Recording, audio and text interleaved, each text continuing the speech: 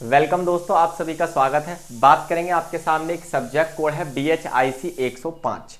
इस subject code के बारे में थोड़ा सा इंट्रोडक्शन देने के बाद मैं आपको इसके कुछ मोस्ट इंपोर्टेंट कॉन्सेप्ट आज कराने वाला हूँ। ध्यान से समझना और एक एक चीज़ को अपने ध्यान में आपको रखना है, ठीक है।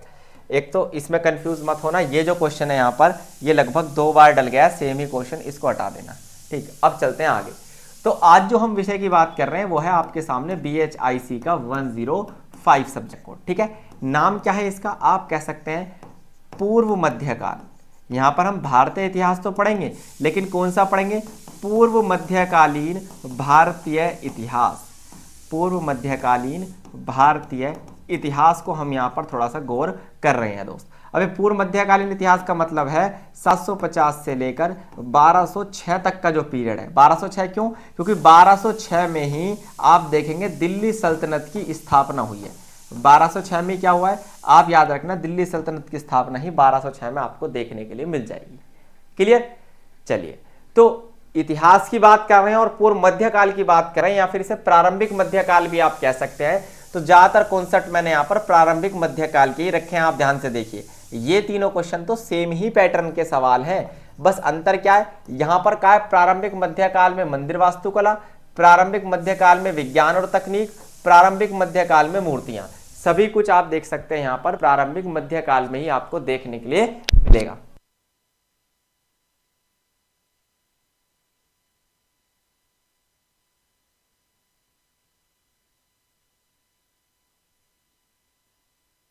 ठीक है दोस्तों, तो सभी कुछ यहां पर आप देखेंगे लगभग प्रारंभिक मध्यकाल में ही मैं पढ़ाऊंगा आपको। ये 3 बेहतरीन ऐसे कॉन्सेप्ट हैं कि पिछले 3 सेशन के पेपर आप उठा के देखिए तो लगभग तीनों ही सेशन में क्वेश्चन आपको देखने के लिए मिलेंगे। उर और नाडू का कॉन्सेप्ट, चचनामा और अलवार और नैनार संत।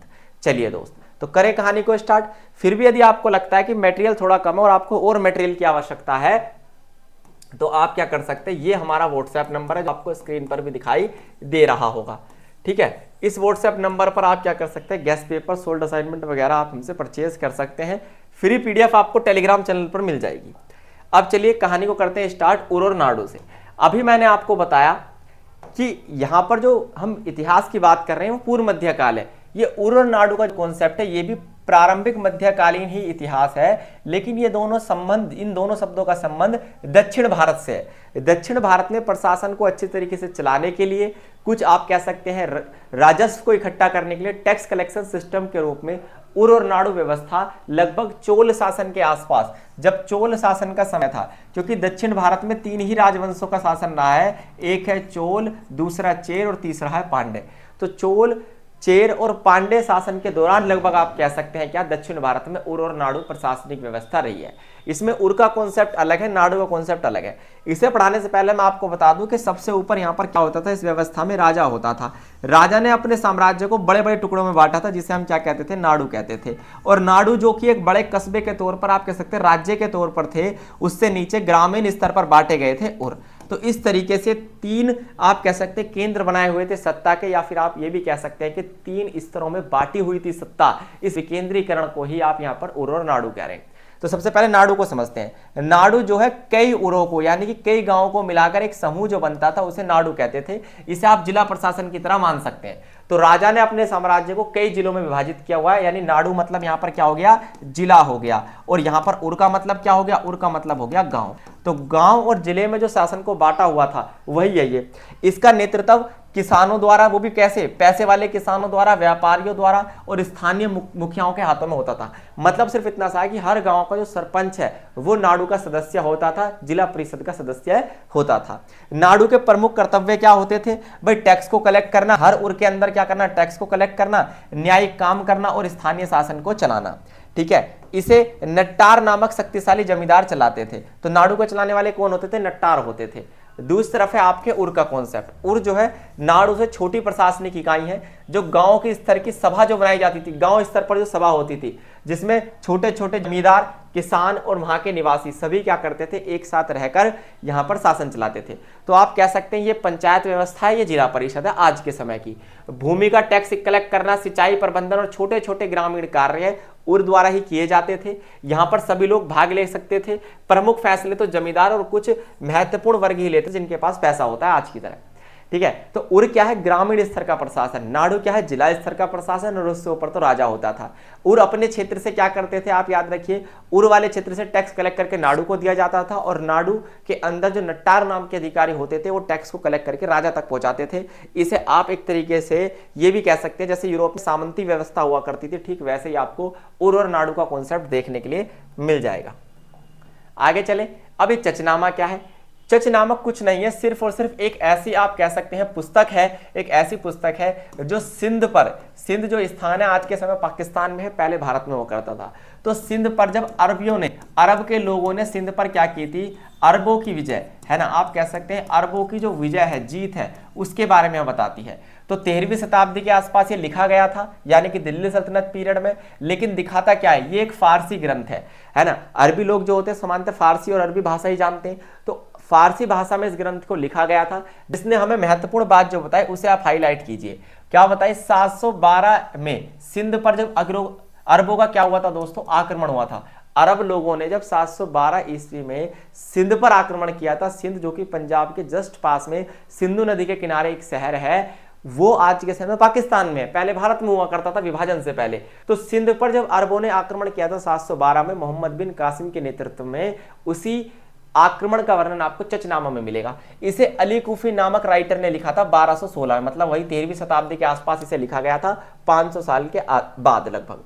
इसमें सिंध के जो शासक थे राजा चाच और उनके उत्तराधिकारी राजा दाहिर के शासन का भी जिक्र है। मतलब मान लीजिए आक्रमण हुआ 712 में, तो ये सिर्फ आक्रमण के बाद की जानकारी नहीं बल्कि आक्रमण से पहले की जानकारी भी देती है ये पुस्तक, और ये भी बताती है कि यहाँ पर राजा चाच और राजा आप कह सकते हैं दाहिर दोनों का शासन रहा है सिंध पर। लेकिन जब मोहम्मद बिन कासिम ने सिंध पर हमला किया और विजय प्राप्त कर ली, तो वहां की प्रशासनिक व्यवस्था और हिंदू और बौद्ध समाजों पर क्या प्रभाव पड़ा इसका, क्योंकि मोहम्मद बिन कासिम तो देखिए इस्लाम को प्रसार चाहते थे, इस्लाम को फैलाना चाहते थे, तो कहीं ना कहीं प्रशासनिक व्यवस्था और उस समय के सिंध में चल रहे हिंदू और बौद्ध धर्म पर क्या प्रभाव पड़ा, ये सभी कुछ आपको चचनामा में देखने के लिए मिल जाएगा।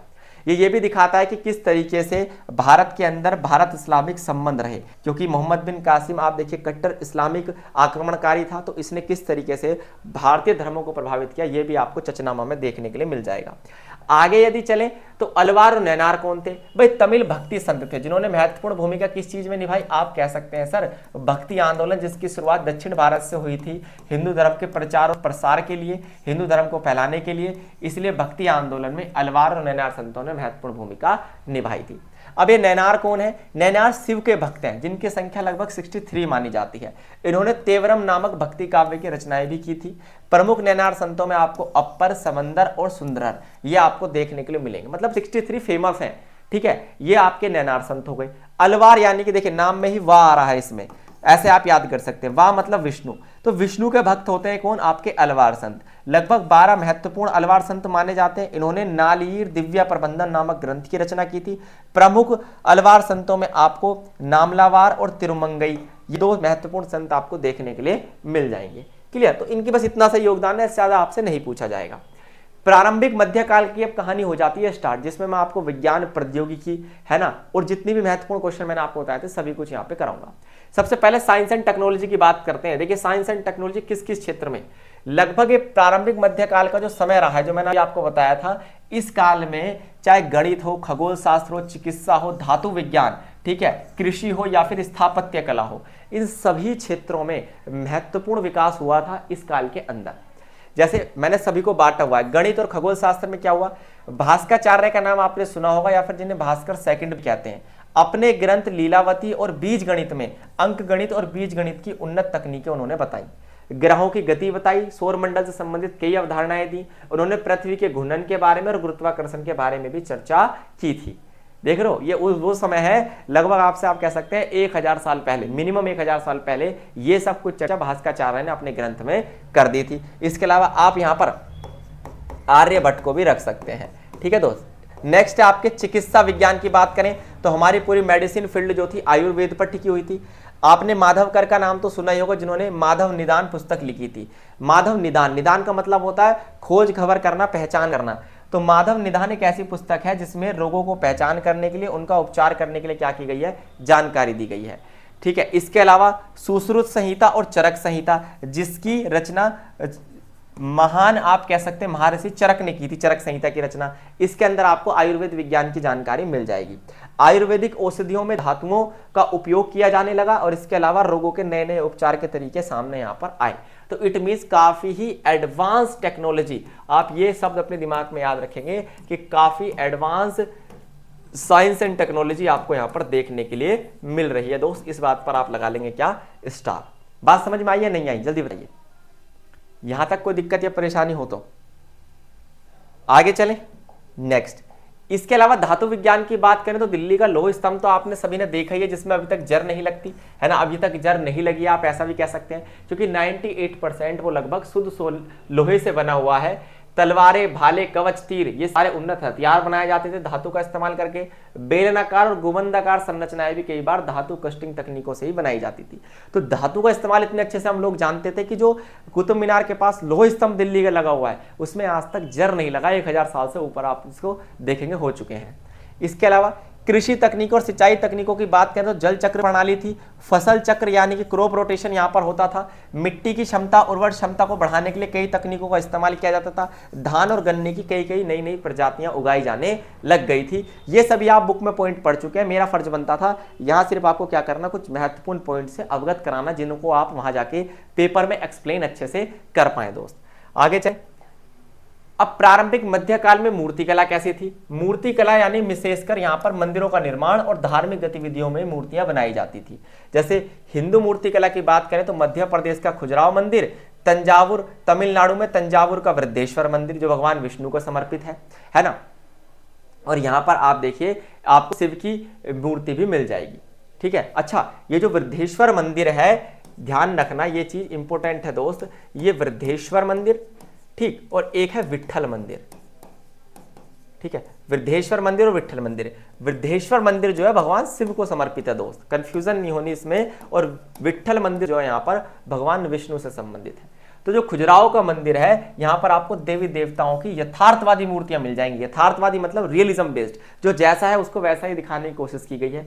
जो आपका वृद्धेश्वर मंदिर है चोल शासन में बनाया गया था, इसमें आपको कांसे की मूर्तियां मिल जाएंगी। ब्रोंज स्कल्पचर मतलब यहाँ पर कांसा मतलब तांबा प्लस, तांबा प्लस टिन को मिलाकर बनाई गई धातु कांसे की मूर्ति आपको मिल जाएगी। भगवान शिव की मूर्ति यहाँ पर कांस्य रूप में आपको देखने के लिए मिलेगी।